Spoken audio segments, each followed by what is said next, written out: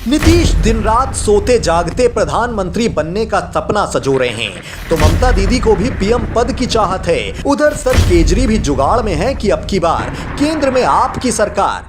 तो पूरी कांग्रेस राहुल को पीएम के सिंहासन पर बैठाना चाहती है। बीजेपी के सभी नेता ये बखूबी स्वीकारते हैं कि 2024 में उनके सुप्रीम लीडर नरेंद्र मोदी ही हैं। उधर विपक्षी एकता का राग अलापने वाले अपोजिशन के सभी बड़े लीडर्स अलग अलग राय रखते हैं।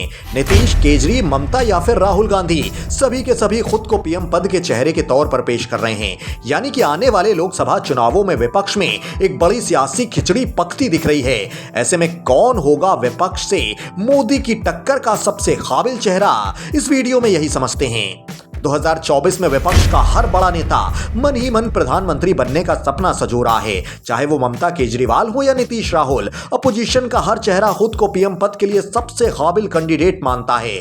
भले ना सियासत में कोई बहुत बड़ा खद, ना ही कोई बड़ा पद, फिर भी अपोजिशन के दिग्गज लीडर्स खुद को मोदी के टक्कर का चेहरा करार देने में जुट गए हैं। अब ऐसे में सवाल ये कि आने वाले चुनावों में विपक्ष के सभी नगीने अलग थलग बिखरते फिरेंगे, और अगर एकजुट हो भी गए तो 2024 में मोदी बनाम कौन होगा। पहले बिहार चलते हैं। वहां के मौजूदा मुख्यमंत्री नीतीश कुमार विपक्षी एकता की धुन तब से बजा रहे हैं जब से उन्होंने बीजेपी से बगावत की है, लेकिन एकजुट विपक्ष तो वो चाह रहे हैं, पर मन ही मन उनकी ख्वाहिश प्रधानमंत्री बनने की भी है। अब पश्चिम बंगाल चलिए। ममता दीदी उपराष्ट्रपति चुनाव के समय से ही अलग रूप में दिख रही हैं। ममता साफ कर चुकी हैं कि 2024 का लोकसभा चुनाव वो अकेले दम पर लड़ेंगी।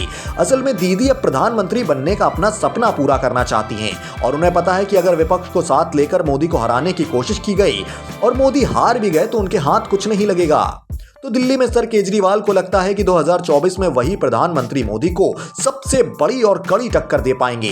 जब से दिल्ली में ईडी और सीबीआई ने शिकंजा कसा है, तब से आम आदमी पार्टी के कई नेता खुलकर मोदी के विरोध में खड़े हो गए हैं। वो केजरीवाल को मोदी के बराबर का नेता दिखाने में कोई कसर नहीं छोड़ रहे, लेकिन सच यही है कि चारों तरफ से सिर्फ और सिर्फ माहौल बनाया जा रहा है। लेकिन जो मौजूदा सियासी परिस्थिति है उसको भांपकर तमाम सियासी जानकार दावा करते हैं कि मौजूदा वक्त में नरेंद्र मोदी के जितना बड़ा नेता ना तो विपक्ष के पास है और ना ही बीजेपी में ही है। बीजेपी तो पहले ही साफ कर चुकी है कि 2024 का चुनाव मोदी के चेहरे पर ही वो लड़ेगी, लेकिन विपक्ष अब तक टकराव से जूझ रहा है।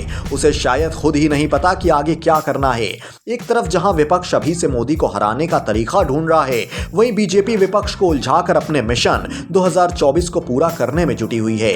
बीजेपी अभी से विपक्ष की छोटी छोटी पार्टियों में सेंधमारी करने पर पूरा फोकस कर रही है, या यूं कहें कि छोटे नेताओं और छोटी पार्टियों को अपने साथ छोड़कर बड़ा धमाका करने के प्लान पर तेजी से काम कर रही है। असल में बीजेपी को बखूबी पता है कि विपक्ष में कहने मात्र की एकता बची है, जबकि सच्चाई यही है कि वो आपस में ही लड़ते रहेंगे और आखिर तक मोदी के सामने कोई बड़ा नेता चुनौती पेश करने के लिए खड़ा नहीं हो पाएगा। इसलिए बीजेपी का पूरा जोर छोटी पार्टियों और छोटे नेताओं को अपने साथ करने का है। बीजेपी का यह प्लान इसलिए भी अहम माना जा रहा है क्योंकि क्षेत्रीय दलों की भूमिका बड़े चुनाव में काफी मानी जाती है। इसलिए बीजेपी किसी बड़ी विपक्षी पार्टी को अपने साथ लेने की बजाय छोटी पार्टियों को अपने पाले में लाकर 2024 में जीत की गारंटी पक्का करना चाहती है।